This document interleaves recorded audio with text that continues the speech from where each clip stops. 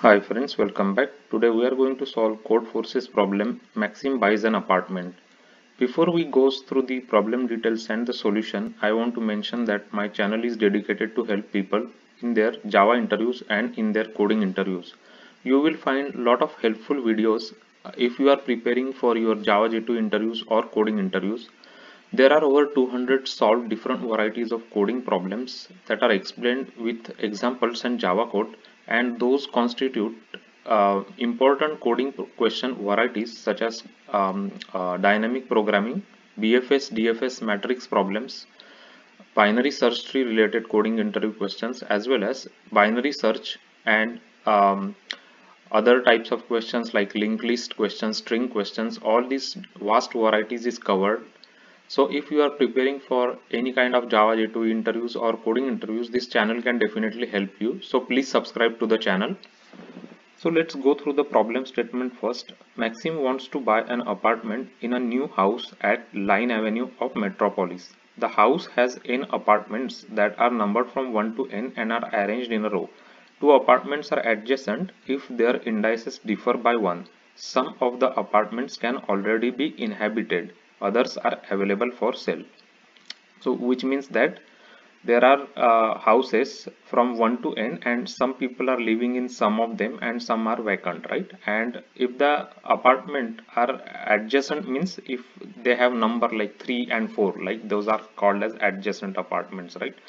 Maxim often visits his neighbor, so apartment is good for him if it is available for sale and there is at least one already inhabited apartment adjacent to it.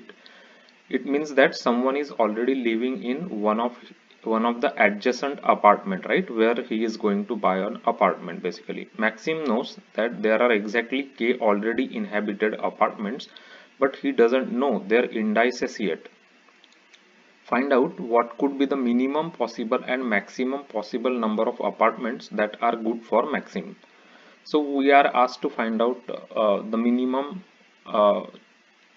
good apartments, right, where he will have like neighbor next to him, basically, right, some neighbor next to him, and what is the maximum possibility. So for example, they have given us this one input example. So what they have given us in the input is n and k. So n is total number of apartments and k is the vacant apartment, right? So let's just look what k is. So K is the apartment which are occupied, basically, right? So K is someone is living there already. So let's look into this example on whiteboard first.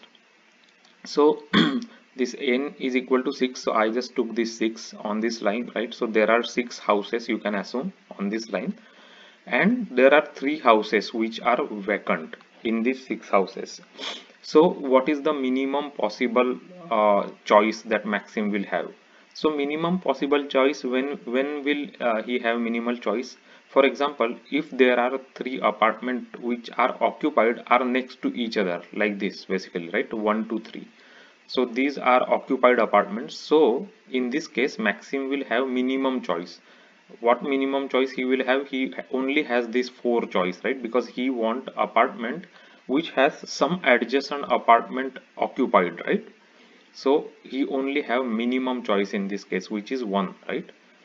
So this is the minimum choice case. So in the minimum choice case, he can have occupied apartment anywhere, right? Like but this is the minimum case. Other minimum case will be the occupied apartments are these apartments, right? So in this case, he has only one choice here, right, which is this one, right? Because he want an apartment where there is someone living next to him, right? So only this guy is living next to him now. So this is the only choice he has. So this is the minimum choice. So minimum will be 1, basically, right, in this case. So minimum will be 1, as you can see here, right? So now we have to find out what is the maximum possibility. So how we can find out maximum possibility will happen, right, when he has a let's say these are the occupied apartments, right? So he has an occupied apartment like this, let's say 1 4, or you can just say like maybe this 1 3 and 5, right? If these are the 3, because we are already given that 3 apartments are occupied, So if that is the case, then he has a maximum choice. So either he can buy apartment here or here or here, right? Because each of these apartment will have some neighbor living in the adjacent apartment, right?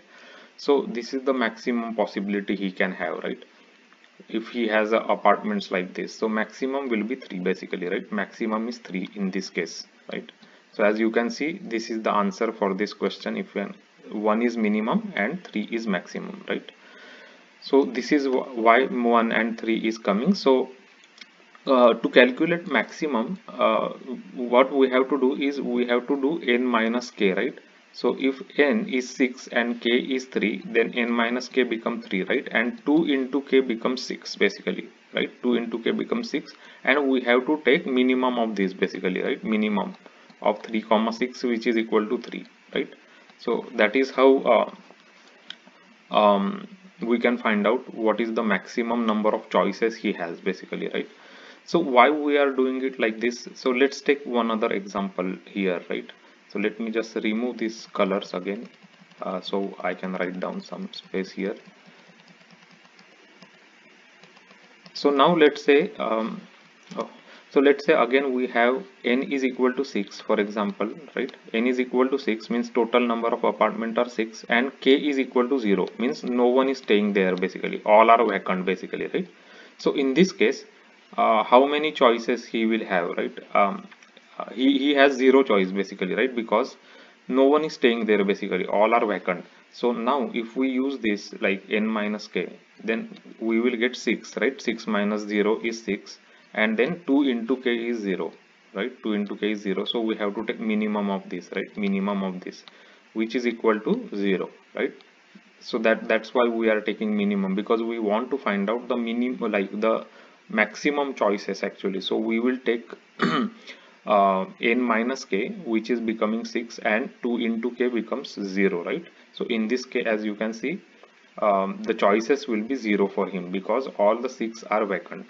Now let's assume that if k is equal to 1, let's say k is equal to 1 now, right? So what will be the minimum choice, right? In this case, so if sorry, what will be the maximum choice we are seeing, right? The minimum choice is k. If k is living here, let's say, then he will have minimum choices, he can take this one, right? So minimum choice is 1 here. So minimum is pretty straightforward.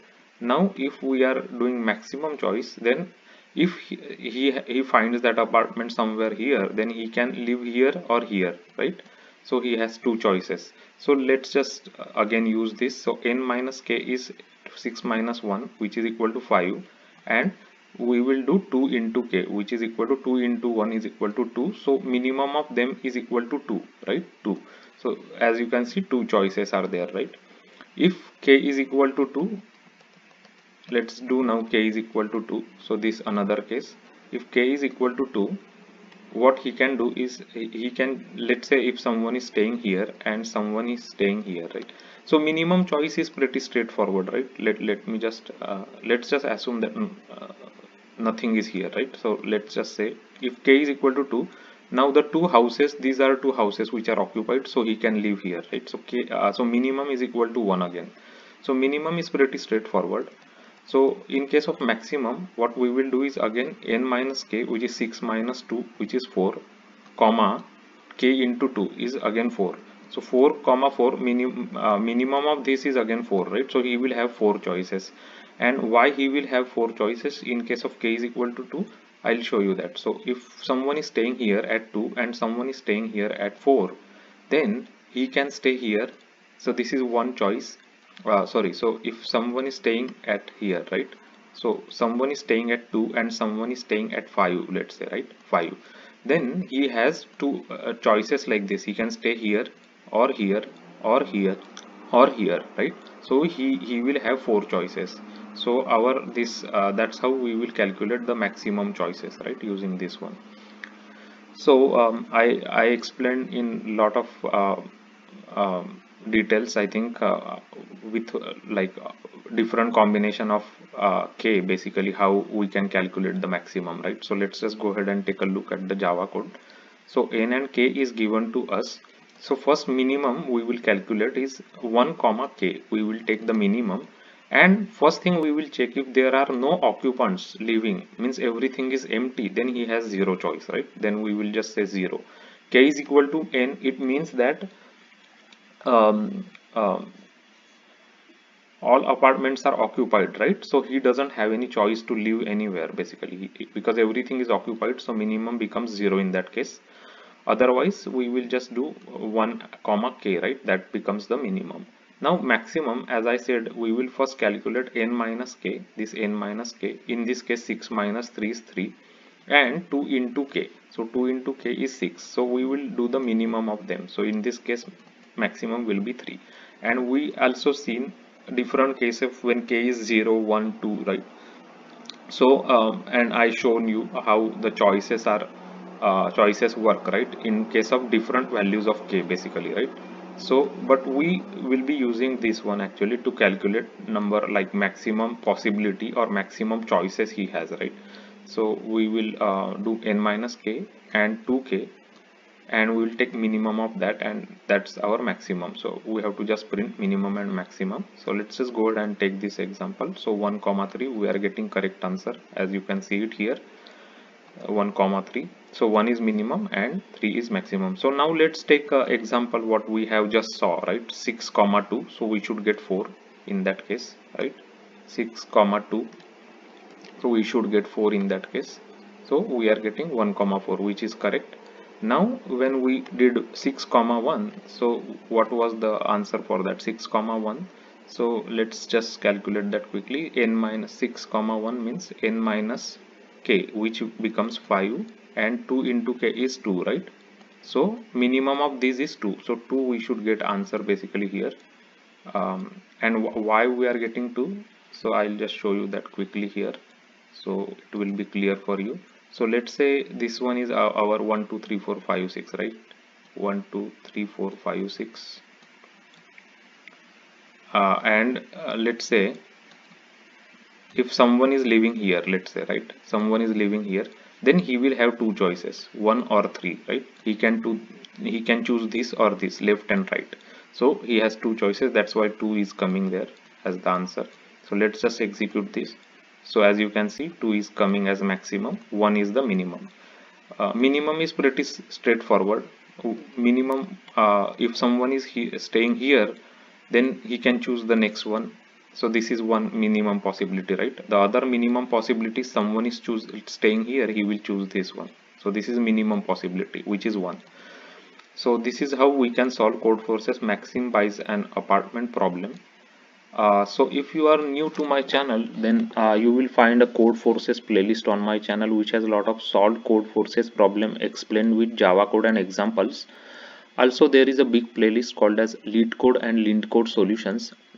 It has over 200 solved different varieties of coding problems which were previously asked by Google, Amazon, Facebook, Apple, Yahoo, Microsoft and other big tech companies. So if you are preparing for coding interview, you can go through this playlist. If you are preparing for initial rounds of interview or telephonic interviews, there is another Java playlist called as Java Interview, which discusses frequently asked Java coding, Java telephonic interview questions. You can take a look there. If you like this video, if you find it helpful, and if you like the way it's created with whiteboarding examples and Java code, please give it a like. Also subscribe to the channel. Your subscription to the channel is really important for us, because that is the way the videos can reach to many people who need help in solving coding problems. The main goal of the channel is to help as many people as possible in building up logic to solve different varieties of coding problems using Java J2E technologies. And also they can see these videos and understand what data structures and APIs of Javas to apply to solve different varieties of coding problems. So if you like this video, give it a like. If you have any questions, please put your questions below the description. Share this video with your friends and colleagues, and thanks for watching this video.